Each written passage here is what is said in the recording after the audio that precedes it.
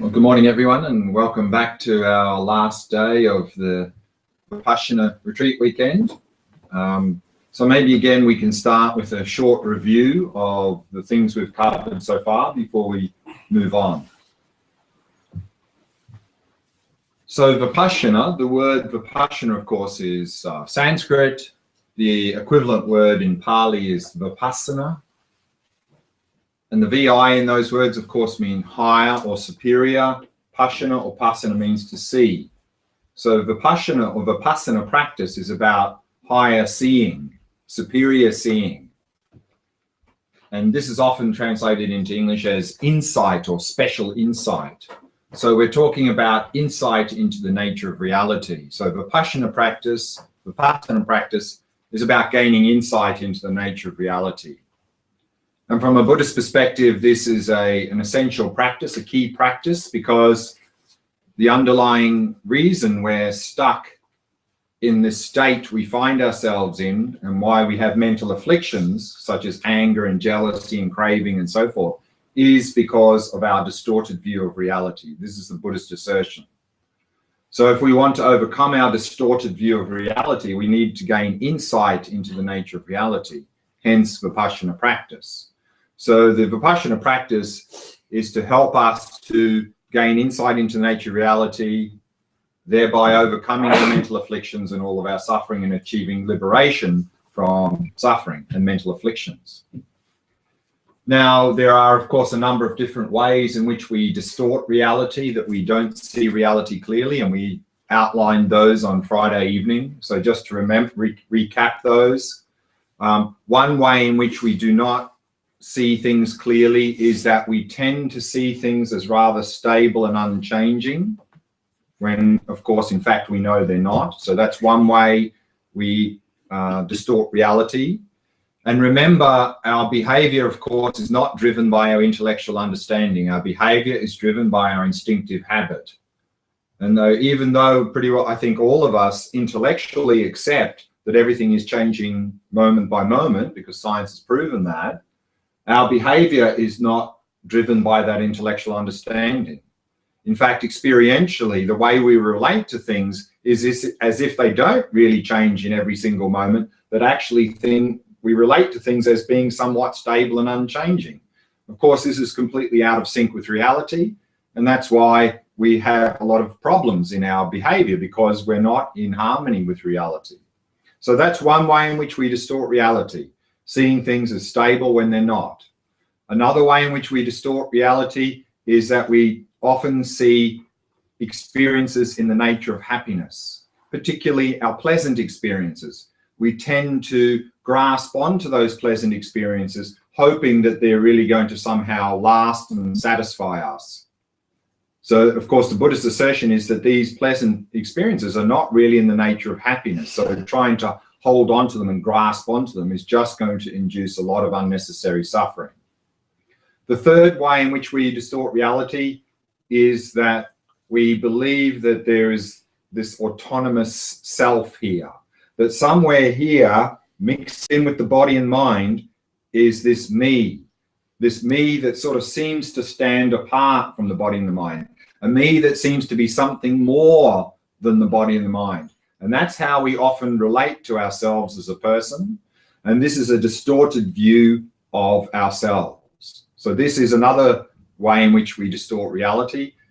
And the fourth way, and the deepest way, or the most subtle way in which we distort reality, is we grasp onto independent me, independent objective world. We really believe there's a me here, and then there's an independent objective world out there. And again, from a Buddhist perspective, this is a false view of reality, and that by believing in this is really the source of our mental afflictions and suffering. So those were the four types of distortions that we looked at. We also then briefly looked at how they lead to mental afflictions and suffering, particularly this idea of believing there's an independent me, independent world. And then we started yesterday morning to have a look at the Vipashyana practice of how to gain an insight into the four opposites of those distortions. The first three of those insights are called the three marks of existence. And this is really the Vipassana practice in the Theravada traditions.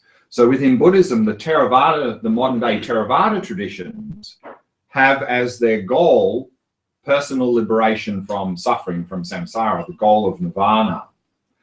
And there, when we talk about Vipassana practice, because Theravada traditions are based on the Pali scriptures, so therefore they use the word Vipassana. When we talk about Vipassana practice, then generally we're talking about these three marks of existence. We're trying to realize three things: impermanence, dukkha, and no self. And we had a look at those. So impermanence, of course, we all intellectually at least appreciate what that is. But again, for that to really benefit us in our life, we have to internalize that, not just intellectual understanding, but come to experience impermanence in meditation. And not just to have a little taste of it in meditation, because that will sort of wear off quite quickly, but we need to come to directly realize impermanence in meditation. To be able to directly realize impermanence or any of the other insights, we need a very stable and clear mind. We need this mind of shamatha. So that's a reason why the shamatha practice is key. Because if we really want to transform our lives, then we need to gain a direct insight into reality. To do that, we need a very stable and clear mind. So that was the first insight we looked at, the idea of impermanence, things changing moment by moment. Then the second insight of the three marks of existence is the insight into dukkha, which often is translated as suffering. But again, that word suffering in that context can be quite misleading, because this word dukkha is describing the nature of our existence. What state do we find ourselves in now as a human? And often the word is translated as suffering. So, you know, often you hear people say in Buddhism that according to Buddhism, all life is suffering. And then we think, well, that doesn't sound right. And the problem with this is that the word suffering is a translation of the word dukkha. But the Buddha was not saying that all of our life is simply unpleasant, painful experiences. The word dukkha has a much broader meaning, remember. So part of the word dukkha, of course, is that part of our human condition is that sometimes, in fact, we do have unpleasant, painful experiences, and that's something we don't want. That's part of the meaning of the word dukkha. Another part of the meaning of the word dukkha is that we also, in our human condition, have pleasant experiences. But those pleasant experiences, of course, are simply transient, temporary experiences, stimulus-based experiences. They're unreliable, and they're not in the nature of happiness. They're simply a relative experience. And then if we overindulge in these pleasant experiences, often they turn into suffering themselves.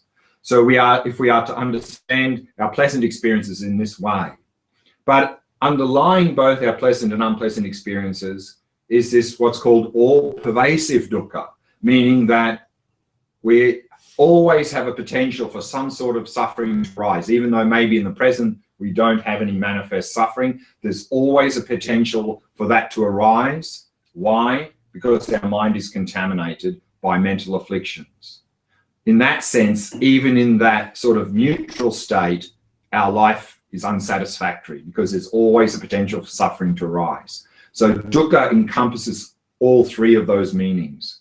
So if we can come to realize dukkha in our Vipashyana practice, then one thing that's going to happen, of course, is we're going to stop looking out there for happiness, because we'll realize through our Vipassana practice, there's nothing out there that's going to satisfy us and fulfill us. Secondly, we're going to understand that the actual source of suffering and happiness is within our own mind. And instead of looking out there, we're going to turn our attention inwards. We're going to look for the source of suffering and the source of happiness within ourselves. And from that, we'll develop the wish for liberation from suffering, understanding the causes of suffering are within our own mind. So by realizing dukkha in our Vipassana practice, that will help us to develop this aspiration called renunciation, the aspiration for liberation from suffering, from samsara. This is, of course, the entry point into the Buddhist spiritual path. So this insight will help us gain access to the Buddhist spiritual path by developing that aspiration. The third of the three marks of existence, of course, is no self, the wisdom of no self. So here we overinflate the sense of me. We think somehow there's a me here that is something more than merely the body and the mind. There's something extra. There's this third thing called me. So this, of course, is grasping onto this autonomous self. And here in the Theravada tradition, if we can come to realize there's no such self, that is the basis of all mental afflictions and suffering. If we can come to realize that, we can wipe out all of our ignorance, mental afflictions and suffering, and we can achieve the goal of nirvana. So in the Vipassana practice, if we can realize no self, that is the key, of course, to gaining liberation from suffering altogether. So that's what we looked at yesterday morning in terms of the Vipassana practice from the perspective of the Theravada traditions within Buddhism. Then we went on to look at the insight into emptiness, the idea, the realization that there is no independent me, independent objective world. So within the Mahayana Buddhist traditions, whose goal is, of course, enlightenment, it's recognized that the deepest level of ignorance that we suffer from is this fundamental ignorance grasping onto independent me, independent objective world. And so if we can come to realize there's no independent me, no independent objective world, realize, in fact, nothing exists independently, this is the realization of emptiness, or in Sanskrit, shunyata. And by realizing emptiness, we can overcome our fundamental ignorance, our mental afflictions, suffering, and achieve the final goal of enlightenment. So that's what we're currently looking at, is how to cultivate this wisdom of emptiness. And that's what we're going to continue with this morning, is have a look at a little bit more on how to meditate, because yesterday afternoon we spent most of the afternoon looking at how to establish that view of emptiness using various types of reasonings and looking at it in terms of dependent arising. And we started to do a little meditation on that yesterday afternoon. And so this morning I'd like to continue in that and particularly look at how to meditate on emptiness, how to really come to realize emptiness. So that's what we're focusing on this morning. And then also on that basis, how then can we progress on the Mahayana path to enlightenment? So we're going to look at the stages in which we follow through that Vipassana practice. So again, in the Mahayana traditions then, which include Chinese Buddhism, Zen, Korean, Vietnamese, Tibetan Buddhism, generally in these traditions, when you talk about Vipassana practice, we're mainly talking about cultivating this realization of emptiness. So we're going to now look at how to meditate on emptiness, particularly focusing on ourself as a person. So when we start to meditate on this view of emptiness, we can focus on any particular object we wish and investigate that object. How does that object exist? Does it in fact exist independently or not? But it's very much recommended that as a beginner, that we start our investigation by focusing on ourselves as a person, because that's something we're very familiar with, and that's where we start to go wrong, because it's grasping onto independent me, then we grasp onto everything else being, of course, independent of us, that the whole process starts to go wrong. So we can look at ourselves as a person. And I want to explain in a very clear way how to engage in a very clear systematic meditation looking for this independent me. But what I'd like to do is actually do the practice first, so that when I explain it, we can relate to what I'm talking about, that we've actually done it. So we actually experientially know the steps we're going through. So that's, rather than explain it first and then do the meditation, I want to do the meditation first, so we have some taste of it, then explain what we've actually done. And I think it'll be more helpful that way. So let's do that meditation now. So we're going to do a short meditation, investigating ourselves as a person, how do we exist? Is there really an independent me here or not? And then we'll have a look at that meditation and see the structure of it to make sure that we have clear in our mind the method of engaging in this meditation.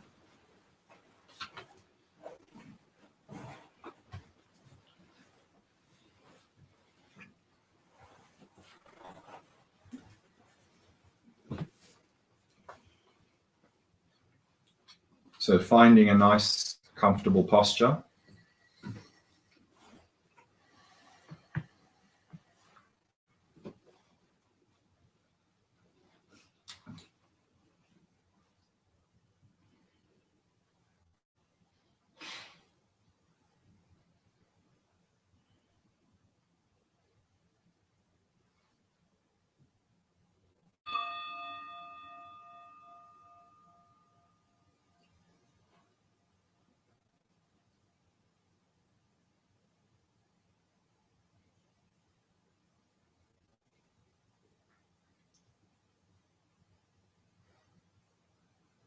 So allowing your awareness to descend into the body.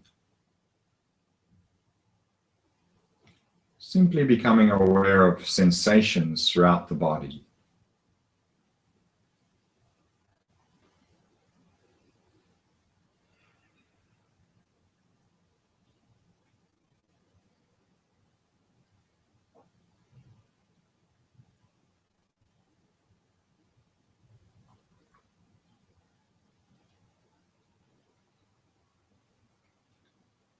And using the out breath to relax and release any tightness or tension in any part of the body.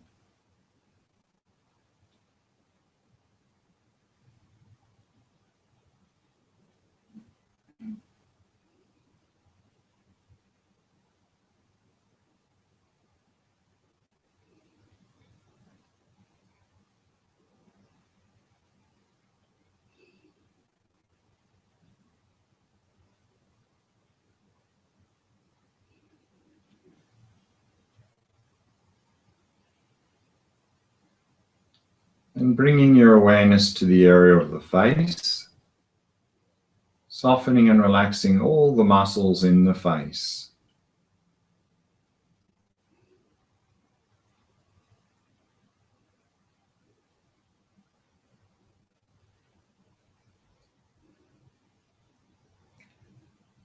In this way, allowing the entire body to become completely relaxed, completely at ease.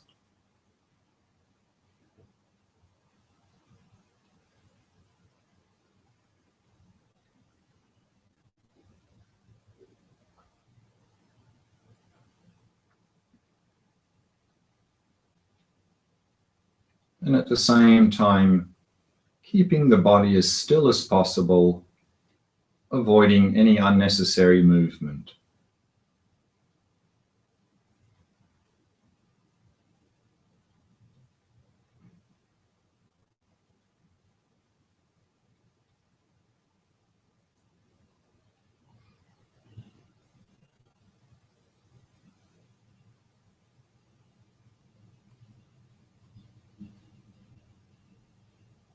And allowing the breathing to settle into its natural rhythm.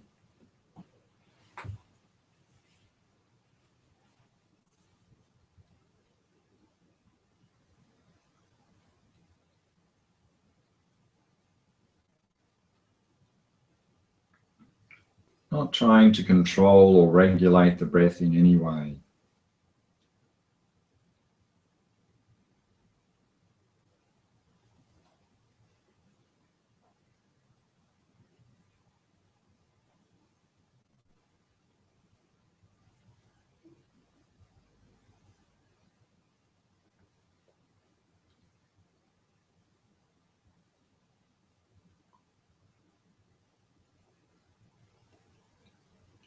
And then give yourselves permission that for the duration of this short meditation, to let go of any hopes or fears, worries or concerns about the past or the future.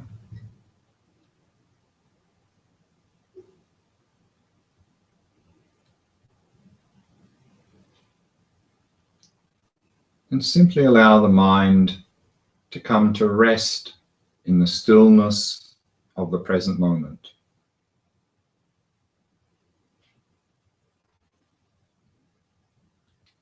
Simply focusing on the sensations of the breath throughout the body.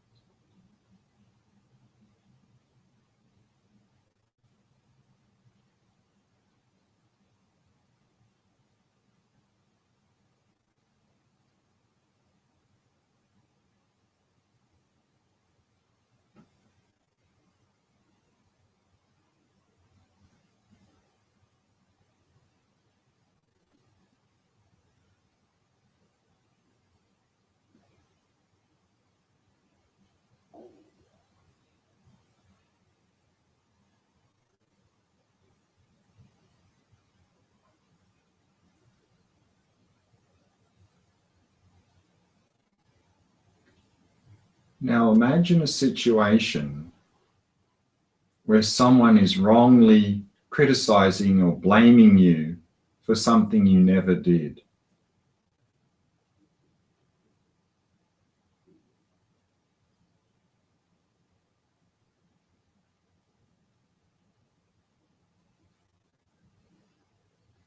Usually when that happens, we have a strong sense of me, the me who is being wrongly accused or blamed.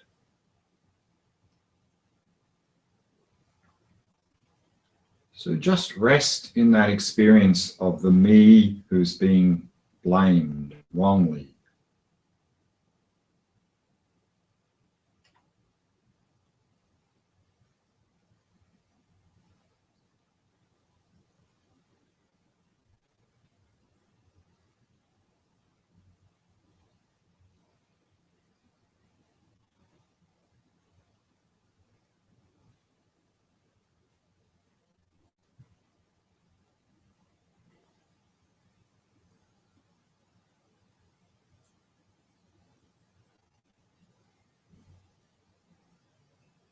That me who's being blamed seems very solid, seems to really exist from its own side.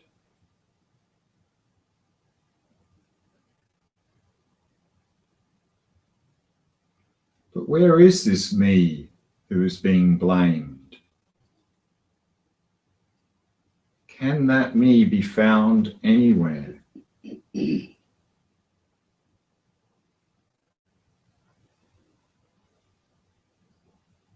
So first search the body and see if you can find the me who is being blamed in any part of the body.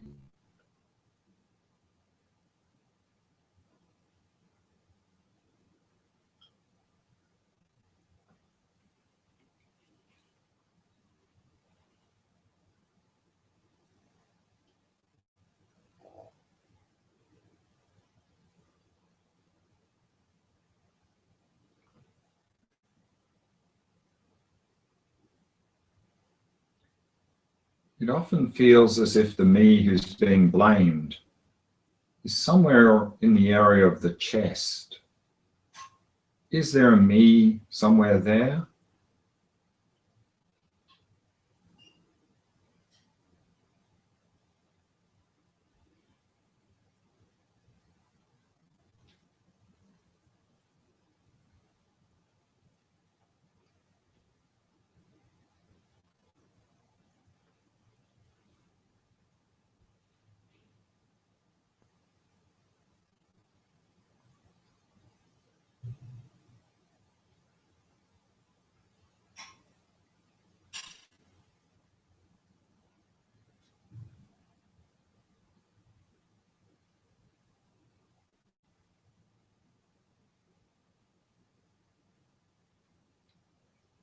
is the me who's being blamed somewhere inside the head?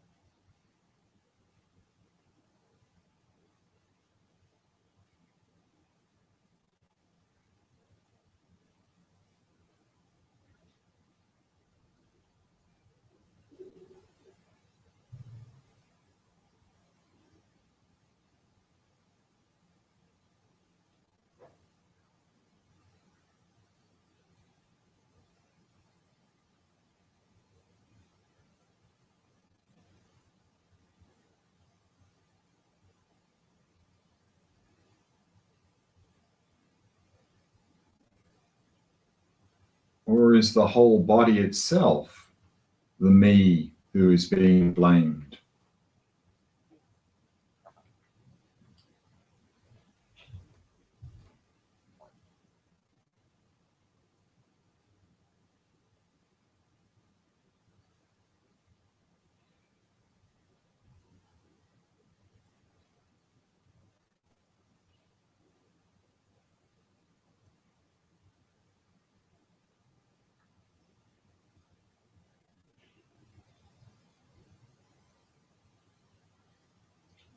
Or is the whole body itself simply something which me, the blamed person, possesses?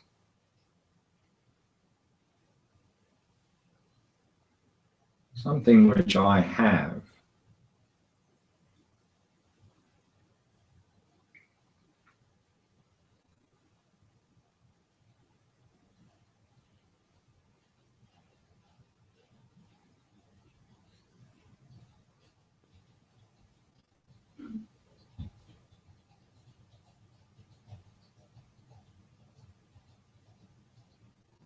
Is the me who's being blamed to be found anywhere within the mind?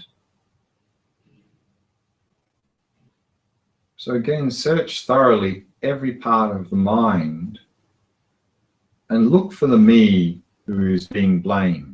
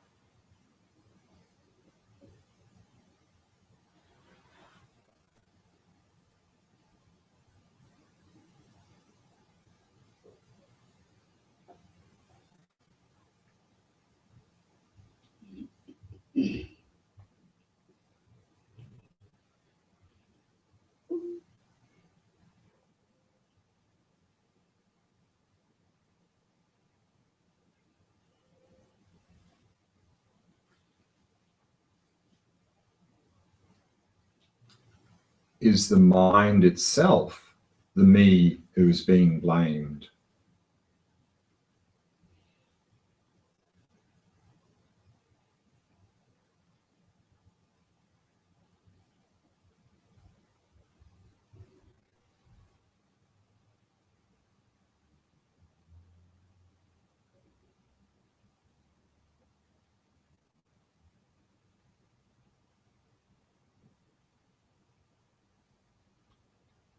Or is the mind itself simply something which me, the blamed person, possesses? Something which I have?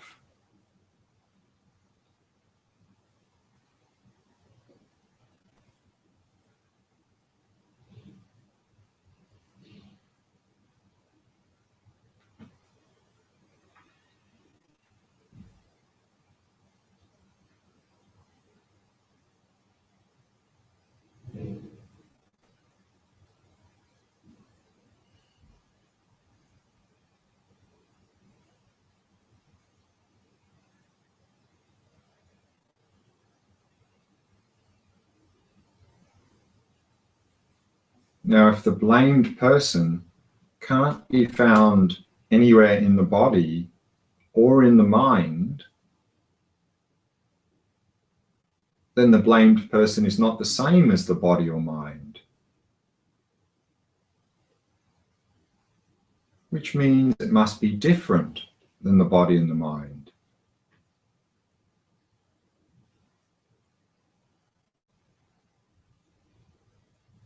If it's different than the body and the mind, then we must be able to take away the body and the mind and be left with the blamed person.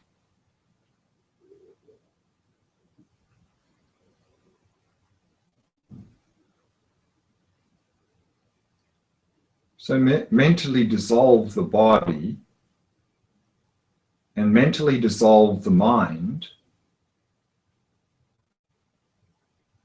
and see if you're left with the me who's being blamed.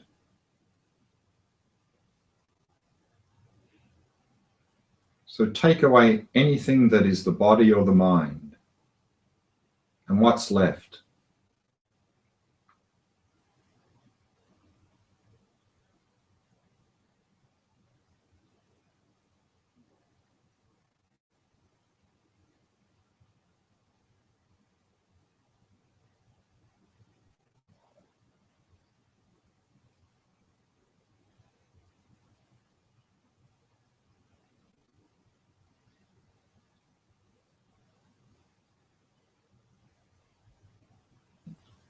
And if you can't find the me who's being blamed, simply rest in that experience of not finding.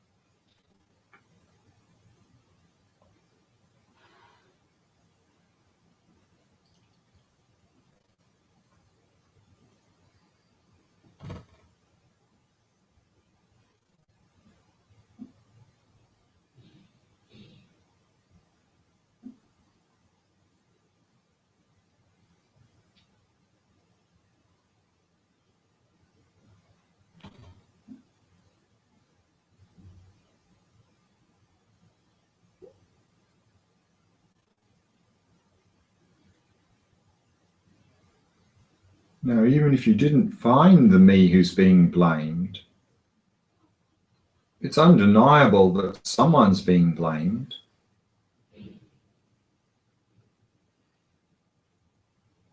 So the me who's being blamed does exist. But just because you don't seem to be able to find it doesn't mean that it doesn't exist. Simply means it's empty of findable, independent existence.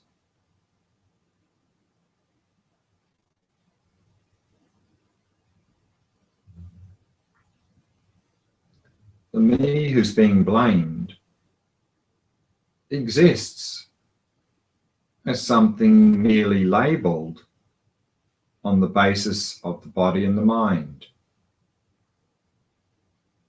The merely labeled me is the one who's being wrongly blamed or accused.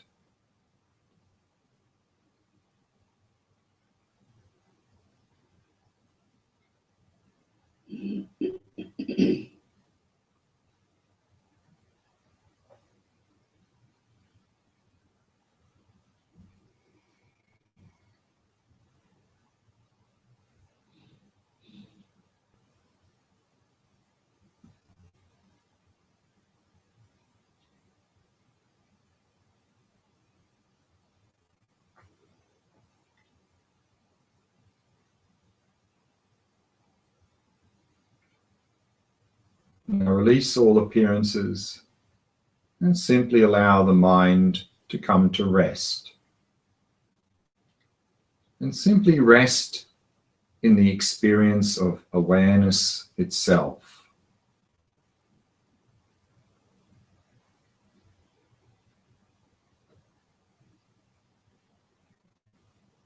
Simply being aware of being aware.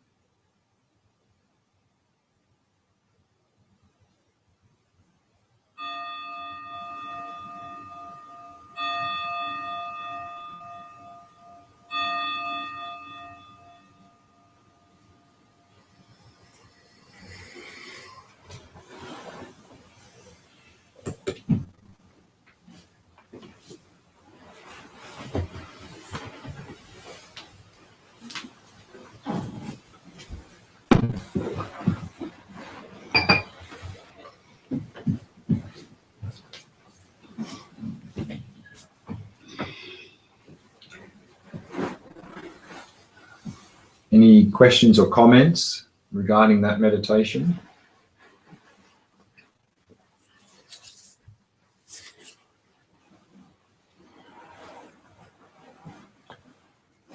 Let's have a look at the various steps in that meditation to have it clear, because often this sort of meditation, there's a few places where people sort of get a bit confused or sort of divert off in a sort of wrong direction. So let's try and clarify that. So there are many approaches to this Vipashyana meditation, the emptiness meditation, looking for the person.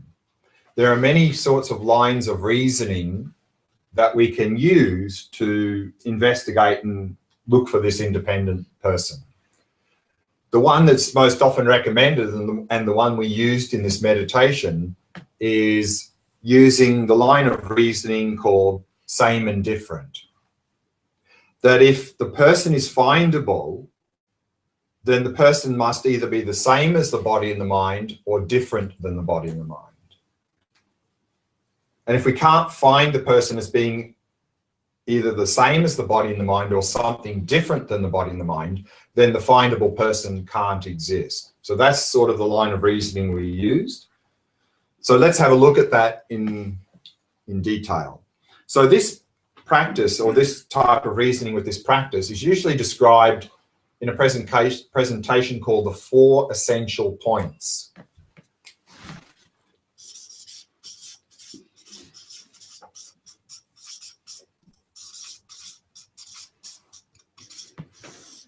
And these are very nicely described in a book from His Holiness Dalai Lama called How to See Yourself as You Really Are. And that's generally the book I recommend to people in the beginning stages to get into this practice, to understand about this ignorance and understand what emptiness and dependent arising is and how to go about establishing the view and meditating. So it's a very nice book, clearly written, well laid out. So I really recommend that book. And he talks about these 4 essential points in here in a very clear way. And I'll use similar terminology that you'll find in this book. The first point in this process is called, and in the book it's translated as identifying the target.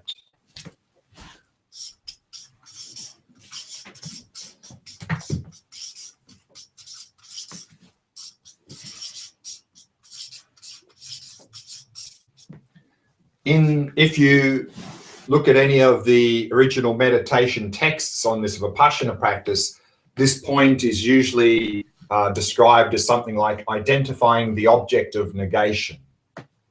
But I think this is quite clear, identifying the target.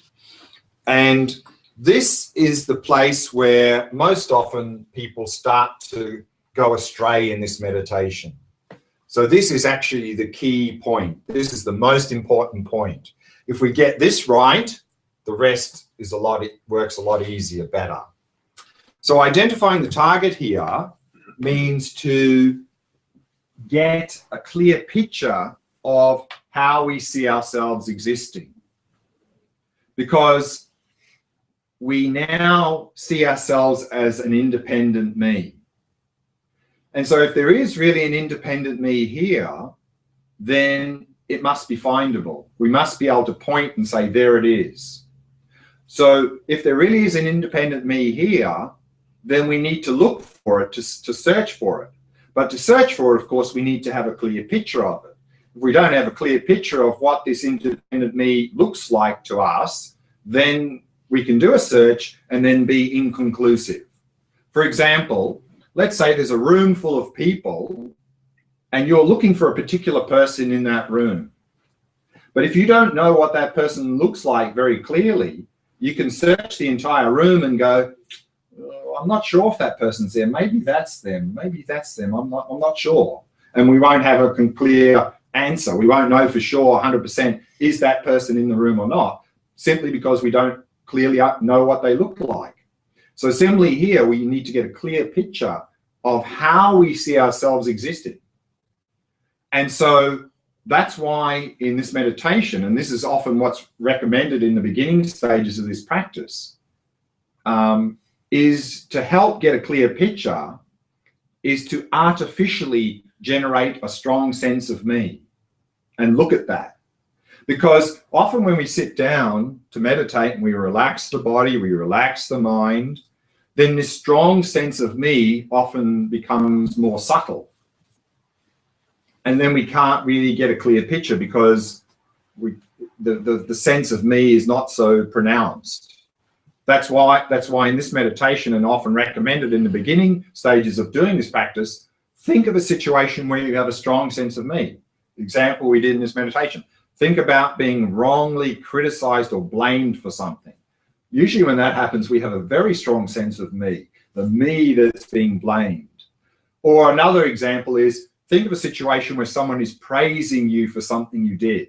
Again, we generally have a very strong sense of me. Oh yes, I'm very special. I'm really a good person. So these are occasions where we have a very clear, strong sense of me. So then in the beginning stages, think of one of these situations and then just get in touch with that me that appears to your mind, this me that's being praised, this me that is being criticized. That me really does appear very solid, very substantial, and it really doesn't seem to depend upon anything else to exist. That's the me that we're relating to. That's the me we need to look for. So that's the first point, to get a clear picture of the me that we're looking for. Now, what often happens is, even if people do this well, then when they start the search, instead of looking for that me, then they turn the search into an intellectual exercise. And then they always come up with an answer. That's the me. Because they make it into intellectual exercise. They go, oh, yeah, of course I'm the subtle mental continuum, because that's what I learned in my Buddhist teachings. That's the me, the subtle mental continuum. Or, no, I'm a subtle aura, because I'm just an energy field. You know, that's the me. And so then we come up with an answer based on our intellectual thinking, based on what we hear. That's the me. But is that the me that we relate to when someone's criticizing us? Are we relating to some subtle energy field? Are we relating to the subtle mental continuum as me when someone's criticizing us? I don't think so. So we need to keep searching for the me that we relate to in our behavior, not to come up with some intellectual answer that, you know, we're a subtle mental continuum, or I'm really primordial awareness, or I'm some subtle energy field or aura or whatever we've heard. That's not the me we're relating to when we're being criticized.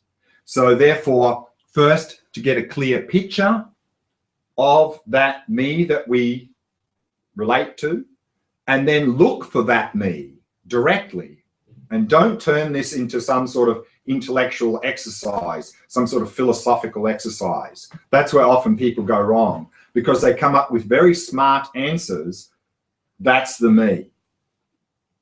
But that's not the me that we're identifying with when someone's criticizing or praising us. So even though that's some smart philosophical answer of who the me might be, that's not the me we're relating to in our behavior. So that's the first point, and that's the most important point. If we get a clear picture, then we know what we're looking for. The second point here is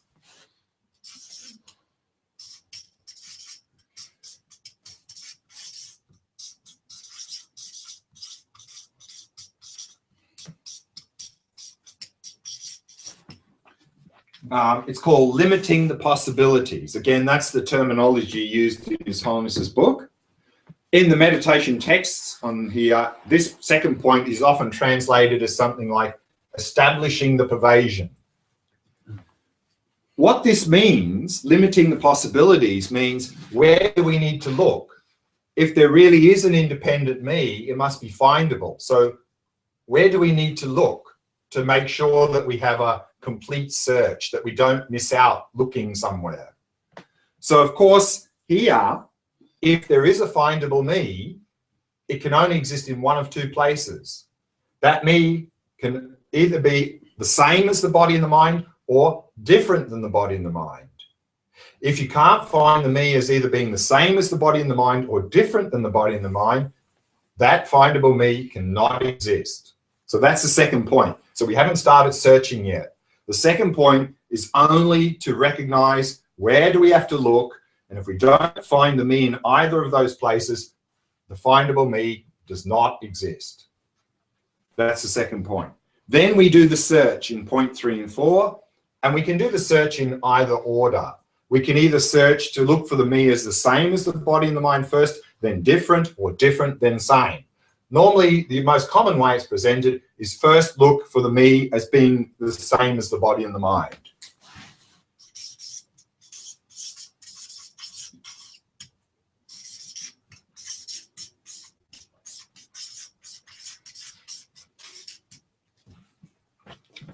And that's what we did in this meditation.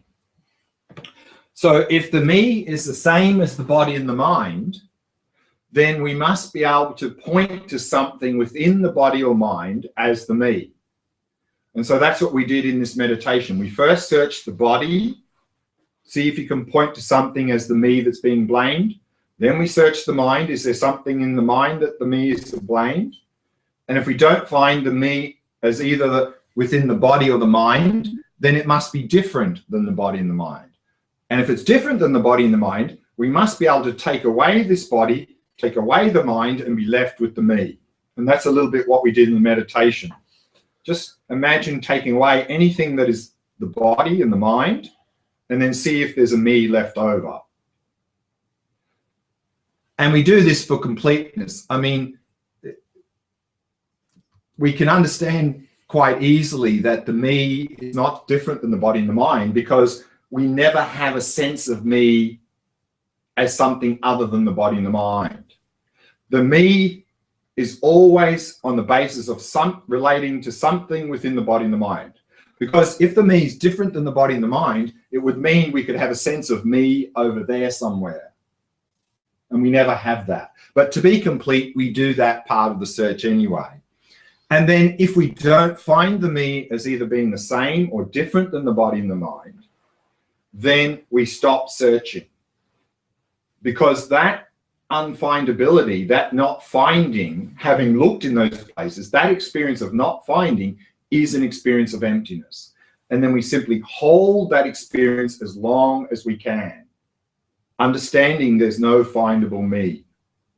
That's an experience of emptiness. Now, of course, what often happens is if we get to that point of not finding, then often one of two things happens. Either we get immediately distracted by something, or that not finding experience sort of degenerates into just being spaced out and dull. So if either of those things happens, then it's recommended to go back to the beginning, do the search again. If you don't find, hold the experience again. That's why the shamatha practice is key for Vipassana practice. Because if we don't have somewhat stable, clear mind, it's going to be hard to even get a clear picture of how we see ourselves. And then when we do the search, it'll be very hard to clearly do the search. We may get sort of distracted or confused. It's a little bit like not having a stable, clear mind would be like if we're looking for a particular person in a room and we don't have, it would be like maybe not having good vision, not blurry vision, and then looking and going, not sure, and then we get distracted. So if we can really cultivate the shamatha practice, the calm, clear mind, then we can get a very clear picture of the me, and we can very clearly and methodically follow that through and then really come to a conclusion. It's a little bit like if you're trying to solve a complex problem and there are many steps in it. If you're not completely focused, you'll start and then you go, oh, where am I? Oh, no, I was here, wasn't I? Oh. And then we'll never get to some conclusion. So it's important to have that calm, clear mind. Now, if we get to that experience of not finding, again, hold that experience as long as possible. Now, what often happens, one of the most common experiences that people have here is they do this search and they don't seem to find, and then they develop a lot of fear and anxiety. This is very common in the beginning phases of this practice. If this happens, usually it's a very good sign. It means actually you're doing the search correctly, and you're correctly coming to the conclusion there's no findable me. But what you're doing is you're misinterpreting that experience. Again, for us now, there only seems to be two possibilities. Either there is a findable me here, or there's no me. Because the only me we've identified with our entire life is the findable, independent me. And if we look for it and we don't seem to find it, then that not finding of the independent me, we misinterpret as meaning there's no me. And so then often people develop a lot of fear and anxiety that we're going out of existence. So again, generally it's a good sign. You're coming to the right conclusion, the right experience, the correct experience, but you're misinterpreting that experience. You're interpreting the not finding experience as meaning there's no me. When in fact, the correct interpretation is not finding means there's no findable me, no independent me. And if we can understand that, then we won't develop the fear. In fact, we'll develop joy, because we'll understand through our experience that the me that I've related to in my entire life, the me that's caused me so much suffering, simply doesn't exist. And we'll have a lot of joy. That's one question. But yeah, just let me one more point and then question. And also, of course, if we're having fear, thinking we're going out of existence, we can simply ask the question, who's having the fear? Because if you don't exist, there can be no fear. So you're not going out of existence. But again, the reason the fear comes is because we have not got a clear enough intellectual framework yet, that we don't appreciate that emptiness doesn't mean non-existence. We don't appreciate that emptiness means dependent arising, that because of emptiness, things appear and function. So if we can continue to work on our intellectual understanding, then when we have the not finding experience, we can correctly interpret that as meaning not findable, meaning the me does dependently exist. And then we can simply rest in that experience. And the more that we rest in that experience, the more it will penetrate our mind. Therefore, again, shamatha is key. If we can really have a very stable and clear mind, and we can rest in that experience will have quite a strong impact on our mind. This is the second stage for this nyam. We can start to have some taste or experience of emptiness, meaning that even when we come out of the meditation, that experience of emptiness could still be affecting our mind for some minutes, hours, days, even a bit longer. And during that time, our self-grasping will be very much reduced because that experience is still affecting our mind. The experience, no findable me, experience of dependent me, which means that we'll be much more in harmony with reality, which means you'll find that while that experience is still affecting your mind after meditation, you'll be more calm, less agitated, less mental afflictions, and you'll feel more connected with others. You'll find a little bit more loving kindness and compassion for others. But slowly, slowly, the self-grasping will reassert itself. We'll go back to our normal mental afflictions and self-cherishing and so forth. So again, we need to stabilize this experience.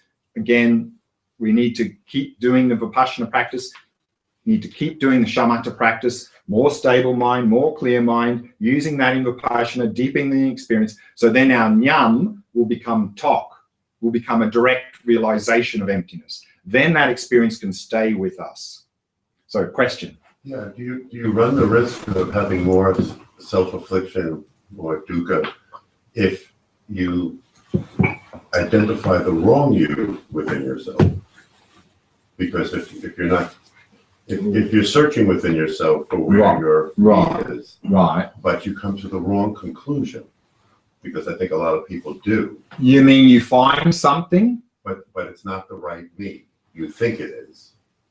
Are you setting yourself up for more suffering? Not really, because see, even if you, in this process, if you don't do it correctly, and instead of looking through your direct experience, you turn it into an intellectual exercise, and then you go, oh, the me is this concept in my mind. This me is my subtle mental continuum. The me is my primordial awareness. The me is subtle energy field. Even if you come up with that intellectual answer, then that's not probably going to affect your life much, because it's just an intellectual idea. And these are probably intellectual ideas we already have anyway, so not much change. But assuming you're not advanced enough to identify that, and you do identify the wrong thing, do you have a danger in that? Not really, because again, it's just you've turned it into an intellectual exercise. And again, what you'll find is that your daily life experiences are not driven by your intellectual understanding. Like now, we may have an intellectual understanding that the me is some primordial consciousness. The me is subtle energy. Maybe we believe that now. Is that really affecting our daily life experience much? Not really, because our daily life experience is not being driven by those intellectual understandings. But it could change your perception. No. Intellectual understanding doesn't really change perception. What changes perception is your instinctive habit. Directly. And so what's changing that, of course, is the experience, not intellectual understanding.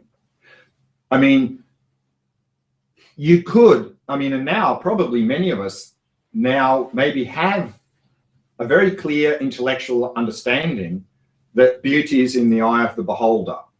Maybe we really 100% believe that now. You know? Is that affecting our behavior? Not really. I mean, unless we're consciously thinking about that all the time, maybe it would affect our behavior slightly. But if we're not consciously thinking about it all the time, but we believe 100% that beauty is in the eye of the beholder, when we see something attractive, we're still going to react with attachment. But if that intellectual understanding that beauty is in the eye of the beholder was affecting our behavior, it would mean actually our attachment should dramatically decrease, which it doesn't, unfortunately, because it's just an intellectual idea. So coming up with different intellectual ideas is not really going to have any dramatic impact, apart from if we come up with wrong intellectual ideas, that may lead us to engaging in wrong practices. But here in this meditation, just coming up and saying in the meditation, oh yes, I found the me, it's this subtle mental continuum, that is not really going to, apart from not following the practice and getting to some experience, it's not really going to lead us to a lot of problems, I think. But I think it could motivate you to the wrong situation. This is exactly why, and this is something I'm going to look at this afternoon, why in any sort of practice or any area, we have three wisdoms: hearing, reflecting, meditating. That's why we need all three wisdoms. That's why we need a framework for our meditation practice.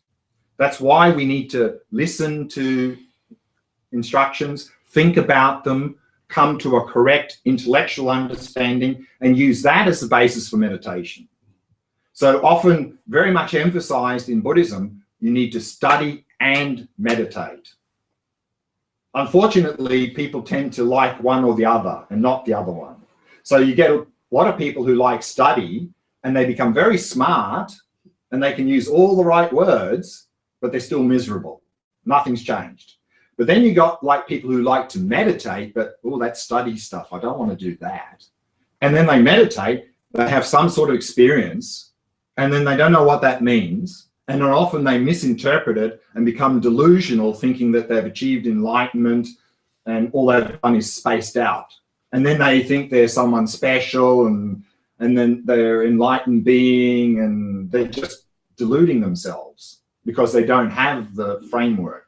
So if we do both, then there's best outcome. So I think this is maybe the answer to your question, is that just sitting down to meditate can lead us potentially in a not a very good direction by not being able to interpret our experiences correctly and then misinterpreting and then becoming very delusional. So that can certainly happen. But if we... So it's getting more information, more knowledge, and yeah, so you understand how to... Exactly. And that's, unfortunately, see, that's what happens sometimes. People sometimes spontaneously come into some meditative experience, either through taking some drugs, you know, some hallucinogenics or something, or maybe even they have some experience in nature, some sort of like oneness experience or something. But then often they don't know how to interpret that.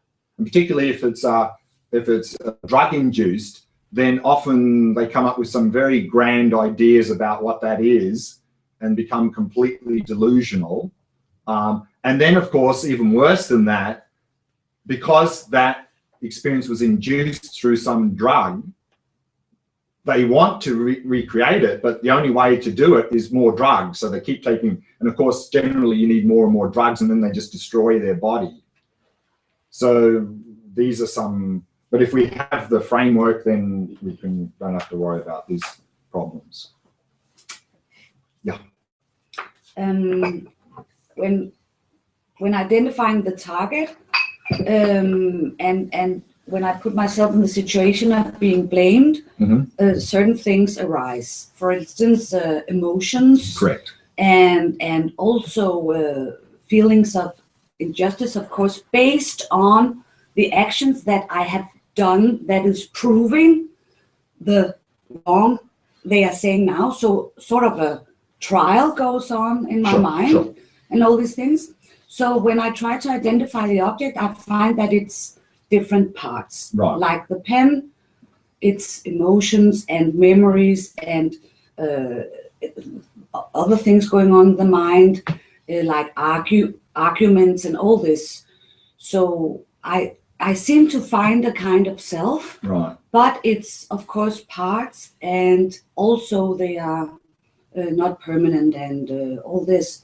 But is this a okay way to work with it, or is it well, wrong? two things. One, of course, is as a beginner, to use this situation, artificial situation, to have a strong sense of me, don't pick something that's too emotionally charged. Otherwise, But I mean, it's just you know, we've all tried it. It was not concrete. It was just sure. So that's one thing. Yeah. And secondly, of course, on that point is, as we progress a little bit in the practice, we won't need to think of some situation. We can just simply sit down and meditate and have a sense there's a me here who's meditating. Where is the me who's meditating? So this, so that's another point. So we don't need to always think of some artificial situation for this emptiness practice. It's just that as a beginner, when we're not familiar about having a clear picture of me, and we sit down and meditate, because it's not so strong, sometimes as a beginner, it's hard to get a clear picture. So that's okay.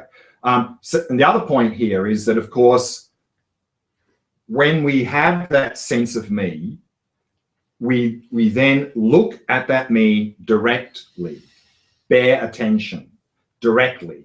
We don't start thinking about the me. I think this is what you're talking about, is, oh, that me, this. No, that's not what I'm talking about. I'm talking about a very spontaneous experience of me that came. Right. Because when you say, who is it being, what is being, blamed? Where is the me that is being blamed? And I get sensations that in the body and thoughts in the mind. So it's just, it's not something I'm thinking, I want to create a me. It's a very, very honest and spontaneous emotional or intuitive experience of me. Right. So I can't prove to myself that it's not there, because it really. Right. So this is the thing in general, and this is what we're going to come up with in the next session. That's the very next point, actually, is that this sense of independent me is because it's not independent, it's dependent. It's a dependent me. I know, but that's the one that exists, but that's not the one we identify with in our behavior, unfortunately. Okay. That's the difference. Okay. Intellectually, we can understand it's a dependent me, but unfortunately, that's not the one we identify with in our behavior. The one we identify with in our behavior is an independent me. And that me is, of course, the me exists depending on the body and the mind. And instead of appreciating that in our behavior, we identify some aspect of the body and the mind as me. Okay. That's the problem. So that is what we should look for when we do this. The me that we identify with, yes, not the one that we know exists or think that, Yeah, okay. Yeah. I can't find that. Well, that's the whole thing, is that it's not findable. No. Yeah, on the second point, limiting the possibilities. When we are searching, when we did the shamatha course, we went from sense perceptions to investigating the mind, and the mind as mental images, emotions. In the shamatha, yeah, sure. Yes. Did I? Yes, that's what I mean. Sure. And then there was a third step, which was no mind or awareness. Resting in awareness, yeah. So I'm thinking, when we are actually searching, can we use that like sense perceptions? I mean, I have a little bit of trouble delineating what's the mind. Does it include, when we're looking at the mind, does it include awareness? Oh, well, awareness is mind, yes. Okay. Sure. So it's everything that comes up Yes. Yes.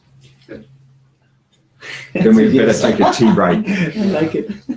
So I feel that this meditation, as I'm doing it, is actually creating a more dualistic view of the world. More dualistic view of Yeah, the world. I'll explain. Okay. Because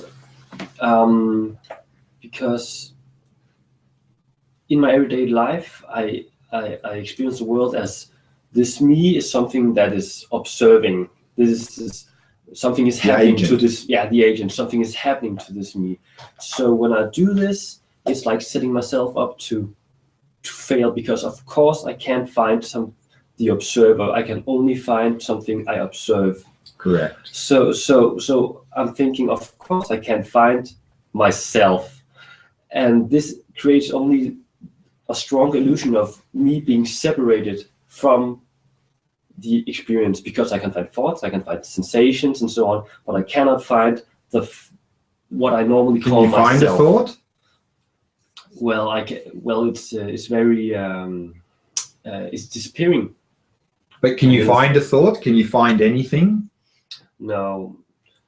There is. It depends on what you mean by finding, of course. Well, the same way as in finding the person.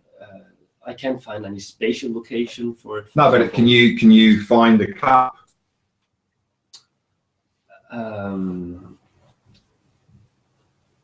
Yes. So you can find the cup there, but you can't find the me here. Yeah, but it's like walking in a room, trying to find in my physical body, trying to find my physical self in front of me. Of course, I can't do that. I can find all my surroundings, but I can, and I can find myself maybe in a reflection, my physical body. But of course, I can't find my physical self in front of me. And this In is what, front of you. yeah, that's what it feels like I'm trying to do. Why do you need to have your physical self in front of you? Why can't you just? Because of course the observer can only observe the observed. Right, but It here, can't remember, observe itself again, per definition, if there's this duality. yeah, here again, I think maybe you're bringing in intellectual understanding that's creating difficulties in your direct observation. So in this practice, we're not bringing in intellectual process. No, it sounds like that because I'm trying to explain all these things, and Right. it gets a little intellectual, of course. Right. But of course, there are some thoughts. I'm adding some thoughts to this meditation. That's for sure. But it just seems very logical, trying to be identifying as in everyday life as the observer, and then trying to find that.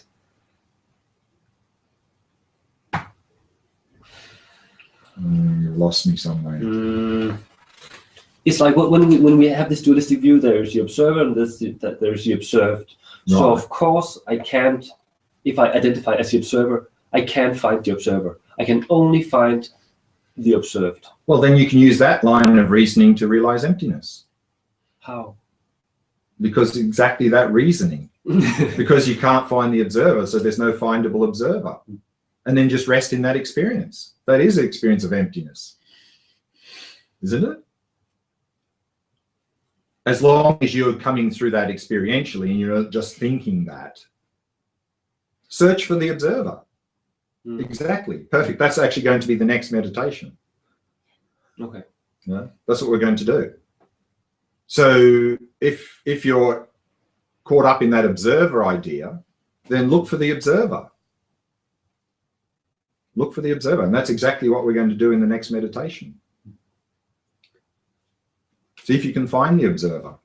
But no, I can't find the observer. No. Don't worry about intellectually. See, Okay. see, the same thing with person. Now we may understand intellectually that there's no me to be found here. We may know that intellectually, and then we go, well, what's the point in doing the meditation? Because I know I can't find it. I mean, I think that's what you're saying, isn't it? Intellectually, you know you can't find the observer, so what's the point in doing the meditation? Is that your argument? My argument is that it feels like I'm setting myself up to fail because I intellectually understand that it's not possible. So I'm just confirming. No, you're trying to then on the basis of your intellectual understanding, you're trying to see whether your intellectual understanding is correct or not by doing direct observation. That's what we're trying to do in this and all these meditations, is you have some intellectual understanding and you want to confirm or reject that through direct experience. That's what we're doing in meditation, is we are doing this meditation to either confirm our intellectual understanding or to be able to refute our intellectual understanding because it was false through direct experience. So we're using direct experience to either confirm or reject our intellectual ideas. That's what we're doing. I think, well, hopefully that's what we're doing. That's the whole idea of this meditation practice, is to see whether our intellectual understanding is correct or not by using direct experience. You know, is our intellectual understanding that the observer can't be found, is that right? Is that correct or not, or valid? Let's see. Let's do the practice and look directly and see whether the observer is findable or not. And intellectually, I understand, or I believe that the me is a dependent me, it's not findable. Let's see if that's really true or not. Let's look and see if there's a findable me, or if it's a really dependent me. Let's look through direct observation. That's what we're doing. We're using direct observation to either confirm or refute our intellectual ideas. Yeah. Okay. Maybe a break. Maybe, okay, thank you. Let's take a tea break and then we'll come back. Yeah.